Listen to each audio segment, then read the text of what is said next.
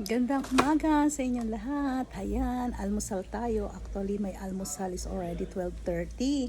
So, ayan, kahapon puro green. Ngayon naman orange. O, diba? Marami tayong carrots. Orange din yun. So, ano kaya ang today? So, orange ako ngayon sa umaga. Breakfast, salmon with a wheat bread.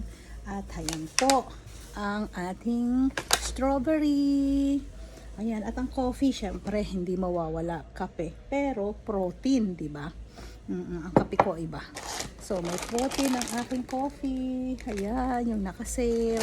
At syempre, ang ating calcium, pampatibay ng buto. So, kaya, ayan, today, kain po tayo. Kain-kain. Healthy breakfast. Ayan, lahat healthy na ha. So, yung mga advice na healthy food for, ayan, ginagawa ko, healthy food talaga. Thank you so much sa lahat ng advice. At ayan, pag hindi po humaba ang buhay ko, ganun eh.